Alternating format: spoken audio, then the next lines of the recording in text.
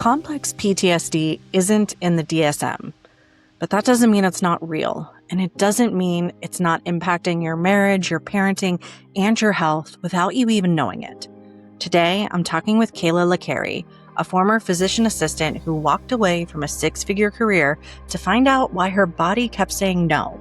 This one gets into stuff that no one may want to actually talk about out loud, but we have to if we're going to find our way out of it.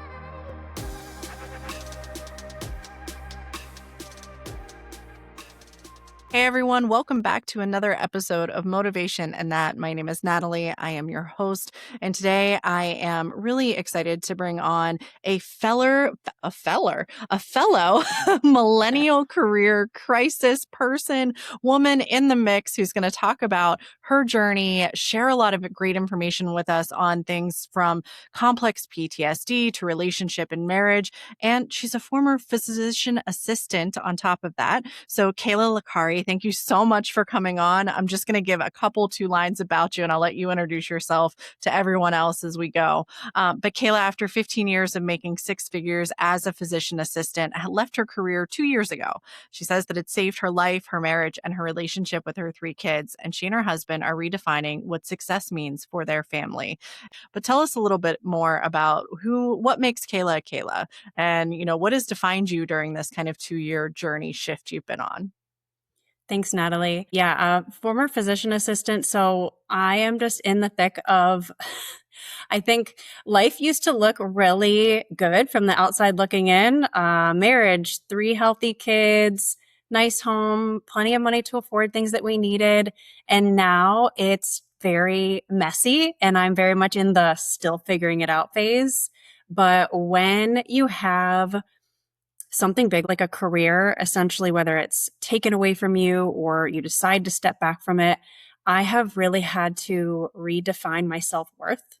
I did not realize how much of my self-worth I tied to my career and how much I was relying on that to feel safe and secure in the world, because once I was not bringing in that steady income, it really has brought some major challenges and tests into my marriage and parenting and all the things which I'm sure we'll touch on.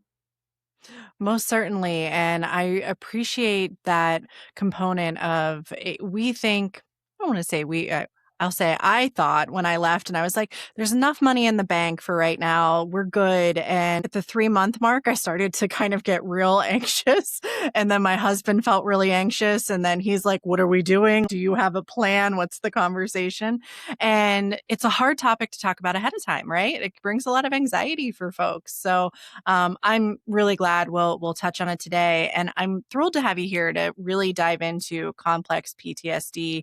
You mentioned it when you had inquired about maybe joining the podcast, and is something since then that has been all over kind of social media. It's all over Threads, TikTok, Twitter, where folks are trying to define complex PTSD versus PTSD. And what you put in your application, which I was like, how is this a case? Was that it's not recognized in the DSM right now. Complex PTSD, that little C in front of it that you might see, actually not a recognized diagnosis. So I'm going to sit back and learn for a second from someone not only from the medical field, but also who's, really done a lot of look into this, and tell us a little bit about what CPSD, PTSD really is, and why are we not recognizing it? Why is it so hard to kind of grasp? But give us a little bit of quick education around that. I think it'll be helpful for everyone. Yeah, if complex PTSD, and hopefully it's a when, but if it were recognized in the DSM, it would essentially reduce the DSM down to likely a very small pamphlet, because complex PTSD directly affects our autonomic nervous system, which is just the part of us that just automatically responds to life. So anyone who has a chronic disorder, let's say high blood pressure, migraines, autoimmune disease, so many chronic things, likely at the root of those is complex PTSD. So I'm really hoping today to help destigmatize that, because I think the biggest reason that that it even exists is because of the way the society is set up. We're taught from a very young age to ignore what our body actually needs by going to school 5 days a week for 8 hours plus per day. And then you're in sports and then, and then, and then. And so we're really wired at a really young age. And that's ignoring all the other factors that could be at play, right? Like if there is any abuse happening at home, whether it's emotional abuse or physical abuse, or even just unavailable parents, right? A lot of our parents grew up and maybe they struggled with money. Mine were really, really young. So I think a lot of really young parents struggled, didn't know how to communicate or really meet the needs of raising kids because essentially they're still kids themselves. So a lot of this, I think, starts with society. And I thought a lot about this question when I was going through the topics that we were going to cover today. So I do want to break it down into what I think would be three parts. But before I do that, because it is, not to reiterate, it's such a complex topic. It goes so deep. There's so many layers and so many levels to it. But I hope to simplify that today. Before I go further, is there anything that comes to mind with what I brought up so far? No, I love you giving me the chance to tap in. And I think it's more just a reminder to everyone if you listen as you describe some of this, as you said, so many of us probably have a connection that this is our first chance to start breaking the stigma, right? So give ourselves a little grace as we listen to what this is and how it might impact and realize, I think, and your element about, hey, how we were raised, or there's a societal expectation, but then you add in the nurture piece that may or may not have existed, that there's so much outside of the control, probably when this is starting to formulate within us, that it's one of the best things we can do is build our awareness and build our understanding and that kind of knowledge piece. So I'm ready to jump in to the components of it. And again, just a reminder for everyone, listen with openness and curiosity and grace and forgiveness as we go, in case you're feeling anything that kind of bubbles up during this. That's such a good point. Definitely lots of grace and lots of self compassion. And you touched on it perfectly. The first part of this is just awareness. I think even if you walk away from this episode and then it sparks you to maybe do a little bit more research, do a little bit more digging, and maybe you decide to talk to someone about this, or maybe you ask your doctor about it, or even a friend, just opening up the doors of this topic is the first step. And the second really important step is lots of self compassion because it can bring a lot up to the surface. So I had touched on one aspect of this, which is that the complex PTSD, which essentially, right, PTSD is one big, huge event that was too much, too fast, too soon. And complex PTSD is that, but it's happening repeatedly over and over and over again. And for most of us, this is happening at developmental ages. And our subconscious, which essentially is that part of our brain programming, if you drive somewhere and then you arrive there and you're like, holy crap, I wasn't even thinking about getting here. Your subconscious was getting you there while you were actively thinking about other things. So our subconscious is running the show about 95% of the time. And we pick up stories along the way about who we are, what's right, what's wrong, how to fit in, what's safe, what's not safe. And the biggest part of that happens from ages 0 to 7. So before a lot of us are even remembering anything. So these things are buried deep down inside and they're coming to play directly in all of the relationships that we have, especially romantic relationships and parenting, which is how it was showing up for me.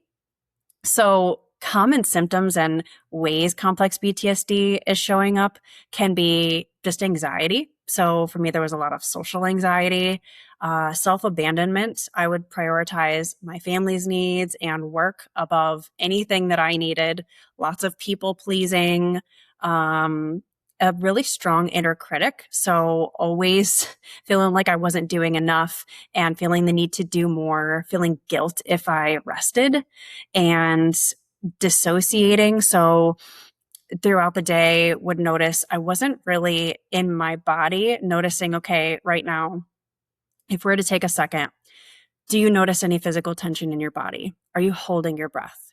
Is your jaw tight? How does your neck feel right now?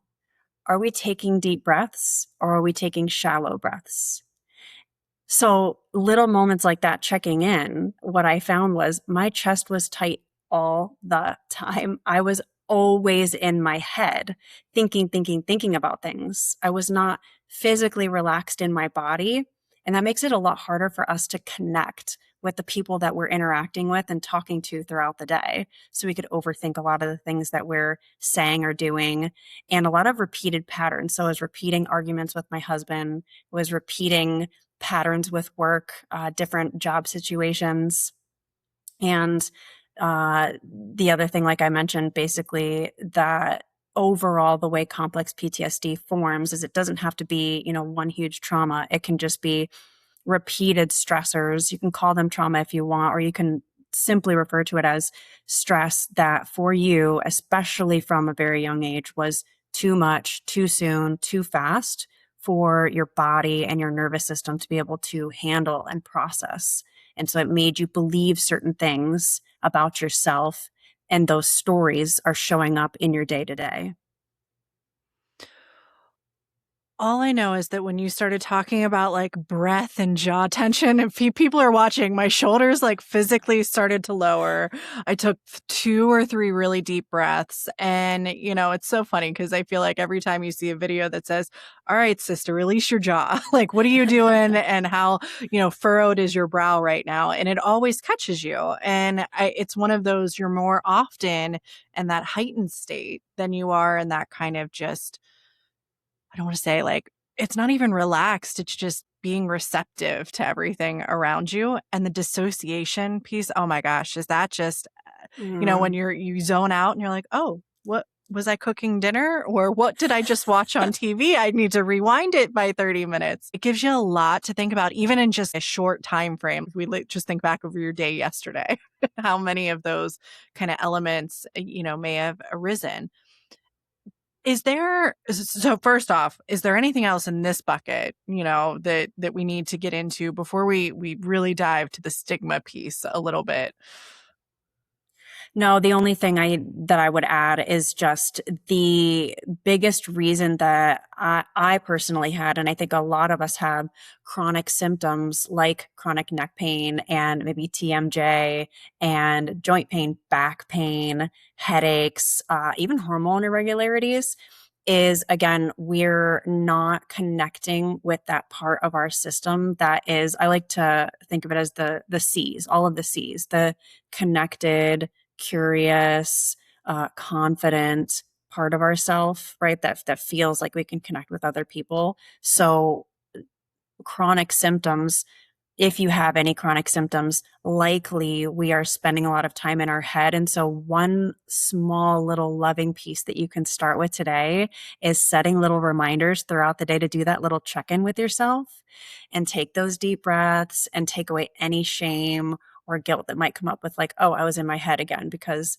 I was constantly in my head when I first started doing that. But the more you practice that awareness, the more you start to physically, learn to get comfortable in your body. And then there's lots of other things that can go along with that to support you through that process, because that will bring up some stories. And the other piece of that is working on rewiring and reprogramming that subconscious, because we do have to work on the stories, or the physical tension, those holding patterns we have won't go away. They will keep rearing up to be reprogrammed. Yeah, it's a great lead into the piece that you just hinted at, which is kind of, you've been sitting on the couch for 2 hours and all you can hear in your brain is, "God, you wasted time. You could have been doing something. You could have got something done and you've been sitting here," and how hard it is to say that, "But I was really tired and I needed this for a minute and I can still go do those tasks now." It's not like the time ran out on it, but it seems that it's a lot often easier to hide those struggles with things or get defensive over them. So I remember the first time or two, my husband, who is the most easygoing person in the world, came in and said, "Did you check the laundry?" And I'm like, "No, I didn't check the laundry and I'm tired," and it wasn't this immediate. He was like, I was just going to go check it if you hadn't so instead of seeing it as just a simple ask and response, it was that rearing of the head of I'm going to be accused of something or someone's judging me. So talk a little through even becoming safe with the conversation of our closest systems and our case, it's our spouse, our husbands, who are sometimes the hardest ones to start that discussion with. Yeah, absolutely. Especially when you have opposite or very different attachment systems, meaning I tended to be the more fight mode, meaning I was ready to embrace conflict because to me, I'm bringing an issue to you so that we can reconnect or stay connected. But my delivery, I had a lot to learn on how that could be better received. Not that it needs to be perfect, but, and then on his end, initially, I would be met with defensiveness because me bringing something up meant to him, he's not good enough. So initially, just recognizing that if this cycle, this pattern has been going on for years and years, there are stories that both of us have been telling ourselves, and neither one of you is wrong. You both just have learned different languages, and it's really a matter of learning how to speak up and face the fear of being really vulnerable with them to say, when you just asked me if the laundry was done, the story I'm telling myself is that you were judging me and that I'm being lazy. And then he gets the opportunity to say, oh my gosh, I'm sorry that you felt that way. That wasn't at all my intent. I was just asking you so that I could actually do it for you if it hadn't been done yet. So just being vulnerable and taking that risk to kind of open up with the story that you're telling yourself. And at least for me, I was surprised how almost 99% of the time, probably, I was the one judging myself. And I was scared that he was going to judge me as harshly as I was judging myself. And that's where that inner critic kind of comes to play. When you started your journey and you were starting to recognize some of these things and work through them, not just as yourself, but it is the dynamic piece. There is this back and forth. I know we'll talk about kids in just a little bit and how they come into play. But was there ever a time where you felt maybe you were moving faster or slower than your partner was? And how does that complicate the situation? And even friends that are like, I don't understand why you're changing. Why are you trying to change? You're fine. I think of the comedian of the group, right? Who hides behind dark humor and all of a sudden they start healing and they're not as funny anymore. And so the dynamics shift, but at least if you're in it together, maybe there's a little bit of give and pull that can happen. But talk us through that experience that you've had, or maybe you've seen others go through as well. Definitely. That was something really difficult when you talked about maybe one of you growing faster. I felt for the longest time like I was doing all the work and I knew all the things and I could identify what our problems were. There was a lot of finger pointing because I was the one who hired a coach, and then I was the one who did EMDR and therapy. And then I was the one who was studying Instagram accounts and listening to the podcast. And I don't say that from a place of shame, because I think a lot of women are likely doing that because we are ingrained to be the more emotional beings, and we want that connection with our husbands, and they are also craving different connection that they're likely not getting either, which that physical connection may have drifted apart. At least it had for us. So I'm pulling and pushing to try to get the emotional connection. He's pulling, for the physical connection. We're just not meeting up. So that was a conversation that we had many, many times. Is I felt like I was more emotionally mature, more emotionally evolved than him. And that very much, I will admit, like, was it coming from a place of ego. And when I started asking myself one question, just one question with everything, this really, really helped us to actually reconnect and get rid of so much resentment. And I just asked myself, whenever there was an issue or a conflict, what am I doing that's contributing to this cycle? And for something like, let's say he was playing video games in the middle of the day or on a weekend or whatnot, and I would be feeling angry or resentful towards him, I would ask myself that question. Oh, okay, well, I'm feeling angry and resentful at him right now because I need to rest. I need to take a break. And I started learning a whole lot about myself looking in the mirror that way by just asking if there's some way that I'm contributing to this cycle, because I only have control over myself. You only have control over yourself.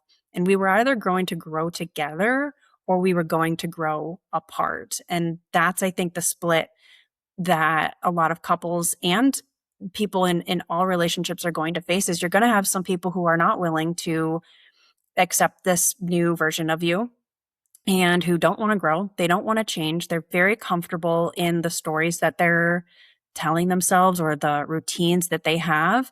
And so there will be some grief and loss and change along the way. But for me, as long as my husband was still willing to have these, initially I'd say arguments, have these conversations and go through the rupture and repair repeatedly until we could get good at that repair.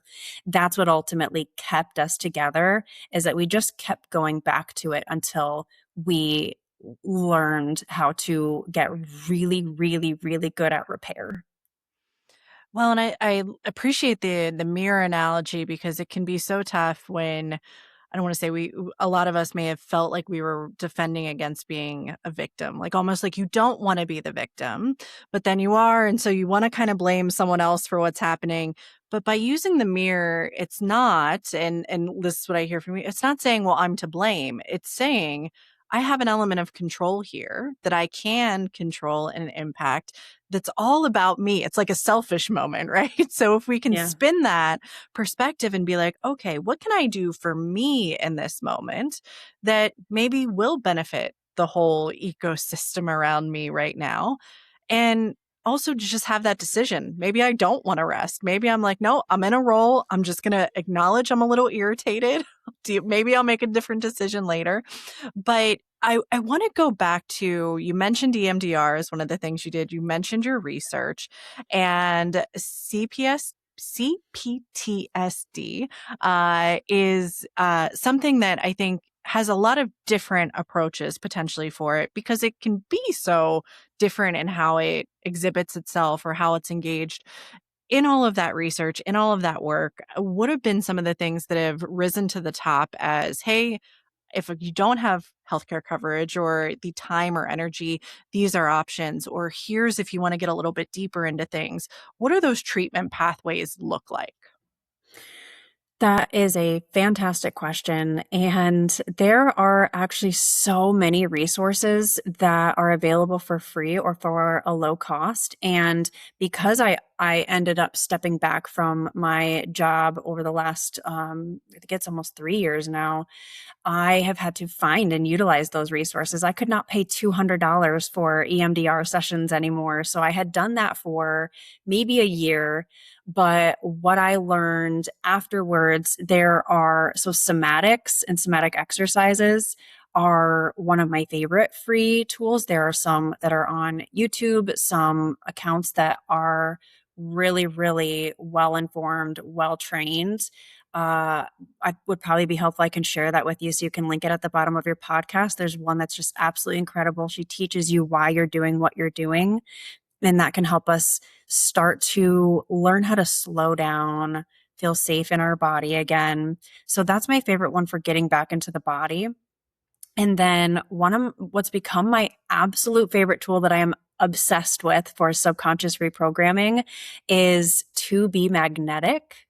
And I don't know if you've ever heard of them, but so it's essentially they have what they call deep imaginings, and they're kind of like hypnosis, but they're EMDR informed, somatic experiencing, IFS, so internal family systems. They use all of those. So they integrate all of that, and it helps. They have different workshops and different resources to help you reprogram your subconscious. Those have actually become my favorite way to reprogram my subconscious because you can go at your own pace. So I've gone much, much, much deeper than I was able to do at the MDR, and also at a more slow and gentle pace because EMDR can be really intense. That is some feedback that I have seen from people with CPTSD is for some people, it's way too much, too fast. And I will share from my personal experience, it was really rough to go through. I don't regret it. It was part of my journey, but it absolutely can be very tiring. It takes a lot of energy to talk about those old stories and bring up those old wounds. And there are other methods. And other things that I've learned and utilized along the way is really learning a lot about internal family systems and essentially what I would call the dysfunctional family that could be in our head. You may have one part of you telling you to do this and the other part's shaming you for that. And then your true self is the one who's the mature adult, and even things like microdosing. I've really found some great research and some great results on my own with that too. So it's another great example, and we talk about with this with regular therapy of find the right fit because it may be different Yes. at different times. When I did EMDR, I think if I had to recollect, it was more of it was like a drill into my brain and then a little mixing around of like this file goes over here, this one goes over here. But to your point, it was deep and it was like a wound that needed a couple days to start to heal. Now, it also was a week later, I was like, wow, I'm really not as triggered by that. That's kind of crazy kind of thing. Yeah. So when you have that capacity to do it, it's great if you've got someone trained, but you also, and what it sounds like this to be magnetic is kind of like just scraping the layers back.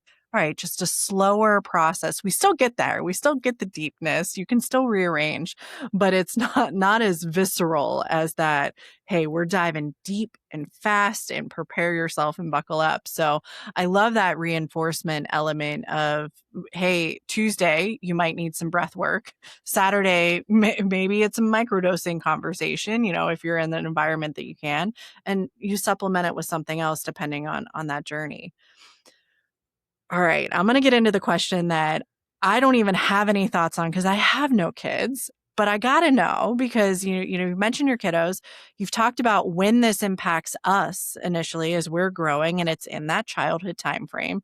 So here you are, Kayla, you're going through your own journey and now you got kids and you're realizing they're in this formative kind of stage of things. How did that intersect and interact and what changes did you see in them, if any, or how involved have they been? Or is it more of a ripple effect of, hey, they get to benefit from these changes that you and your husband have both gone through? All of the above. I have been very open with them about going through that process. They witnessed me struggling going through stuff with my parents because when I first started with this, I was really learning and realizing that a lot of the dynamic that I grew up with, I was essentially repeating within my marriage and then I was repeating with my kids. So I was very open with them when I was struggling and having a hard time that way. And then also lots of apologizing because we grew up, my husband and I both grew up being spanked for a form of punishment. And whether we like it or not, that does affect us. It affected us with physical intimacy. And then we repeated that from the very early start with our kids when they were really little and very quickly realized like this feels really horrible and absolutely terrible. And we stopped. And we've been really open with them that we are very imperfect and we are learning different things and we are stopping patterns that were used with us and why. We talked to them about why. And we used to be much more reactive to their emotions because we really hadn't learned how to express our own in healthy ways. So, outbursts or yelling unintentionally, we got really good at, again, repair is going to come up a lot. So that's the number one thing is we would get good at repair with each other and we got good at repair with them. So we're not supposed to be perfect, but if we did lose our temper, just coming back to them and saying, I'm really sorry that I raised my voice. That's not how I want to treat you. You don't deserve that. I was feeling frustrated. I should have handled it this way. So just a lot of being human and being imperfect in front of them and owning that we don't always know what we're doing. We're still figuring it out. We've definitely messed up along the way. And that's really given them a voice. So right now we have essentially a 14, 12, and 10-year-old. We learn things about ourselves and our kids, ourselves and each other all the time from our kids. My oldest she's a girl. She's she can speak her mind. She can test her boundaries. She is fiery and she is challenging. So, that's an opportunity for me to learn to love and have patience for that part of me that didn't get to do that. Like I was very much the quiet, the good girl, the peacekeeper, the people pleaser, didn't want to upset, my parents, because if there were emotions, then there was likely punishment or, abandonment from that. They just didn't learn how to handle emotions. So they the kids really started to be a lot more expressive, a lot more themselves, and they also got a lot healthier from all of this. It is very rare that any of us get sick. I think over the last year I cannot recall any of us being sick one time. So it's impacted their health and just them being able to express and kind of figure out who they are as they're growing up. The piece about the health, I think, is really interesting because and as a practitioner, the chicken and egg, right? So, am I, strained emotionally, mentally because I am physically potentially ill or battling with something? And this is, I will loop back just a second, and apologies, it's deeper element than we talked on the question, but that autoimmune conversation and how important an autoimmune treatment a lot of these kind of well-being and holistic things become because your stress level goes up, your, immunity goes down, you're at risk for so many things, your heart works harder, et cetera, et cetera. If there was kind of maybe a tip in this moment, right, for someone that is battling, and I'll use me, I have chronic migraines as an example, and it's always the question of, well, you didn't hydrate enough yesterday, but why didn't you hydrate enough and all these things? Where can we start that doesn't look like we're putting one thing off in order to address the other? So it's not necessarily chicken or egg, it's chicken and egg at the Mm-hmm. same time. What are a few of those things that you mentioned previously that really could bubble to the top? They're easy kind of starting points for someone that's like, this sounds great, but right now I just worry about, can I physically get out of bed in the morning because, my joints hurt too much or something like that. This one might be hard, but it's the first one that came to mind. So I'm just going to say it. Say no. Say no more. What can you say no to that you are saying yes to because you feel like you should? So where can you start asking yourself, am I saying yes because I feel like I should or because I truly want to and need to do this thing? And there's a really amazing book, might be a little heady, a little sciencey, but it will absolutely change the way you look at any chronic illness, including cancer and autoimmune disease. And that's that book by Dr. Gabor Mate, When the Body Says No. So that's why that's the first thing that came to mind. And one of the big reasons that I stepped back from my PA career is I felt like I was doing such a disservice to so many people by prescribing meds and making these diagnoses and not really having the time and space to give them the resources that would actually truly help them unwind this. So the first thing is like where and when can you say no? And you might feel guilty, it might feel really uncomfortable at first, and that's okay, and that's a normal part of the process. But the more you do that, the more you will show yourself that actually you're safe. You'll come out the other end perfectly okay, and you'll find that it's actually better for you in the long run. And then the other one is just micro habits. And I'm sure we've all heard this so many times, but we run into so much overwhelm and shame because we know all the things that we're supposed to be doing, but I don't think a lot of us were taught, okay, but how do I actually incorporate like taking care of myself? So just choosing one thing to start with. So you mentioned hydration. Just start with making it a goal. Okay, for the month of July, I'm going to hit my 64 ounces of water every day. That's it. That's the only thing you're working on changing. Notice what improves from there. And if you feel like you handled that really well in 2 to 3 weeks, go ahead and add another small micro habit. So it's just little things like that, stacking those habits because maybe if you're like me, I tend to want to do all the things all at once. So you're like, no, I can do it. And so you're 2 weeks in and you stop all of it because you're just so overwhelmed. And then then the shame spiral and like, yeah. Well, and it goes in the face of what you're really trying to do, right? Which is like actually de-stress your system. And now you're stressed about, did I do the water? Did I get up and brush my hair? Did I, brush my teeth Uh-huh. as many times as I need to, eat the healthy things? And, so even the shift of the habit or the slow addition, when it feels like there's the capacity to do the addition is great. I have to double down on the say no and just reinforce with anyone that's like, but what if people get mad? And I will tell you, my friendships have improved so much with our ability to just go, you're allowed to say no to doing this.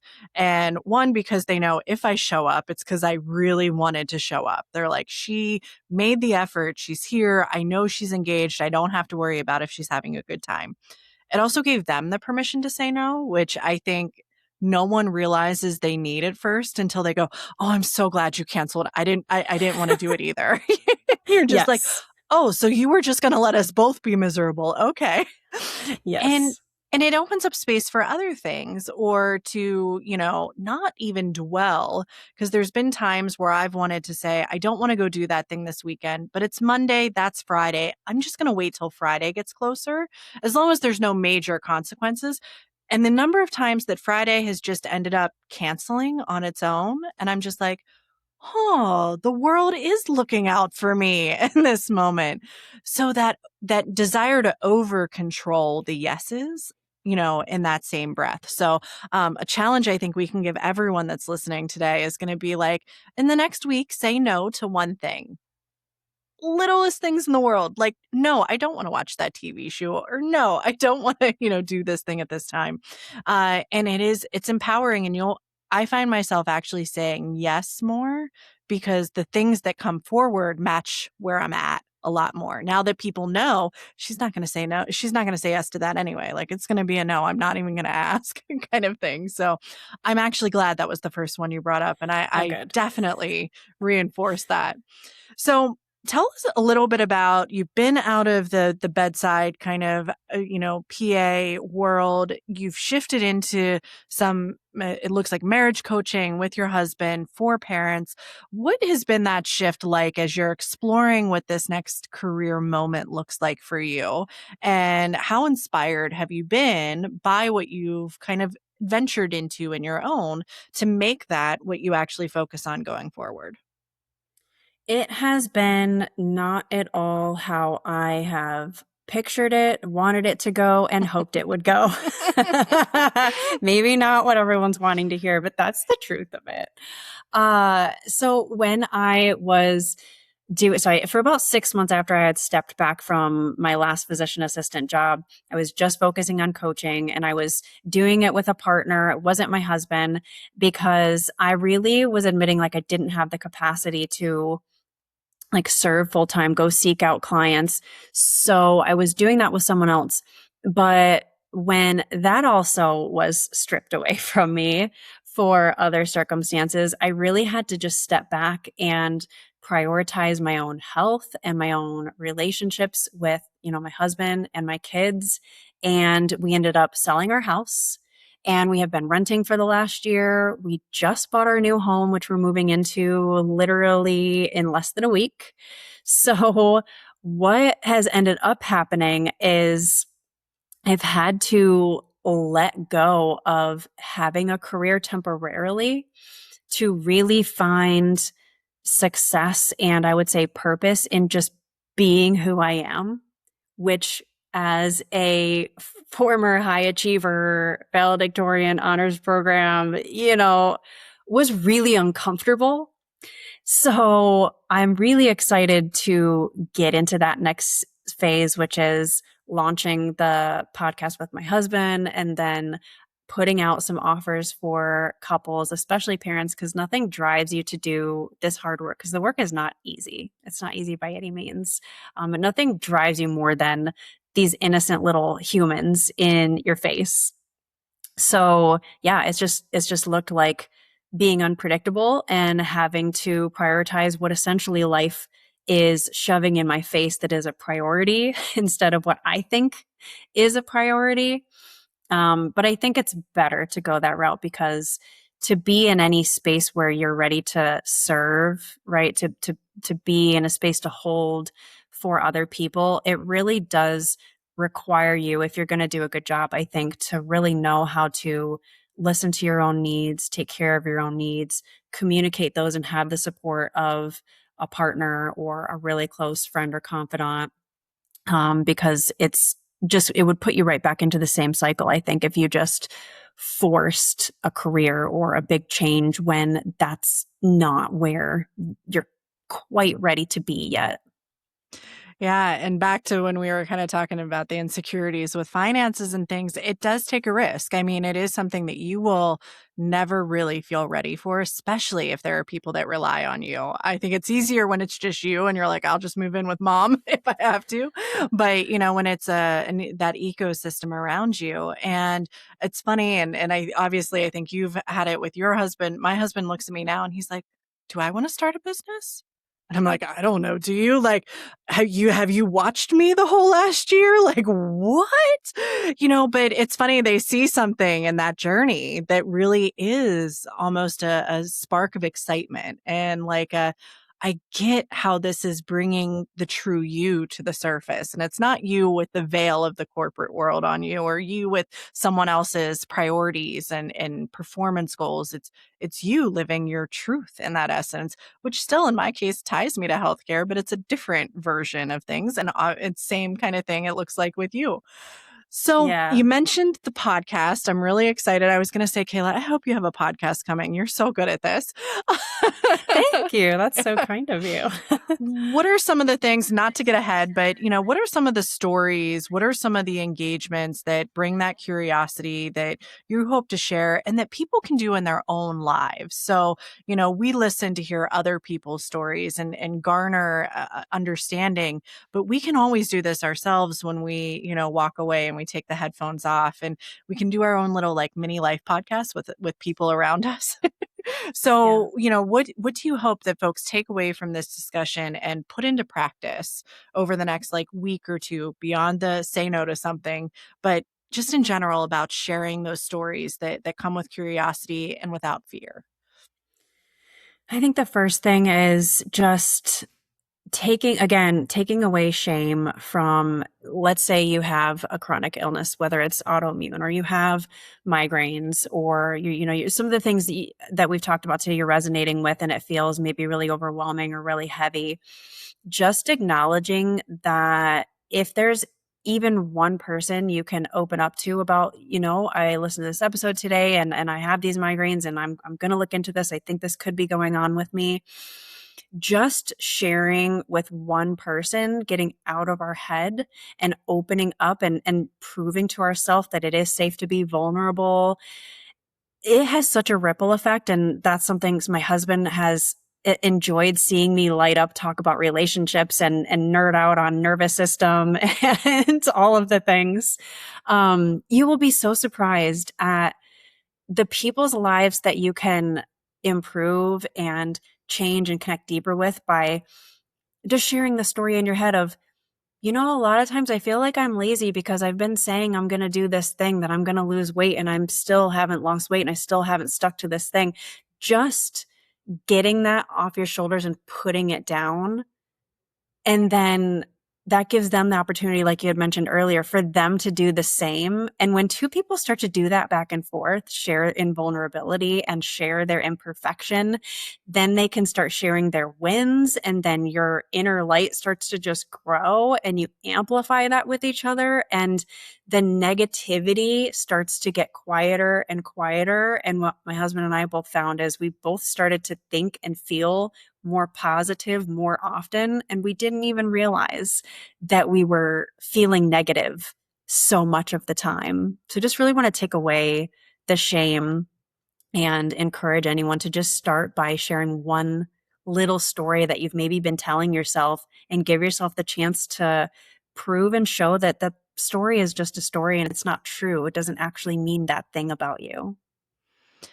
And I think too, in my early stage journeys with some of this is also recognizing that sometimes it takes people to share that story 4 or 5 times before they even start to really grasp it. I know, my husband last week, so we have got in this deep conversation, and for like an hour afterwards, he goes, "I just want to say I'm sorry." And he was like, "I know there's nothing really to be sorry for, but I feel like I disrupted things." And I just kept going, "Okay, accepted, accept." But it wasn't like you could watch it like get closer and closer to actually being out of his system. And it took 5 or 6 times. And I'm like, are we good now? But it was what he needed to actually convince himself that, okay, I've reached the level of I understand why this conversation happened or why this needed to be done.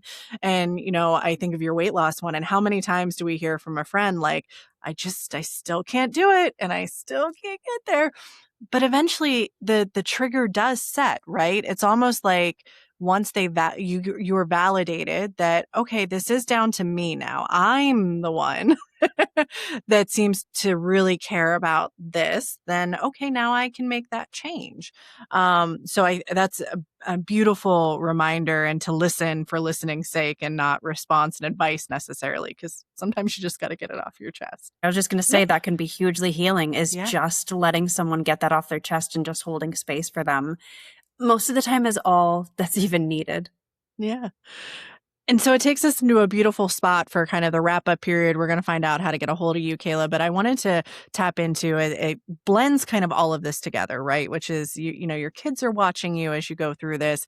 Other people in our lives are watching us, and that shouldn't necessarily, reinforce this idea of be shameful and don't bring your true self. But imagine the power we can have if we're that imperfect role model to folks to actually show up authentically.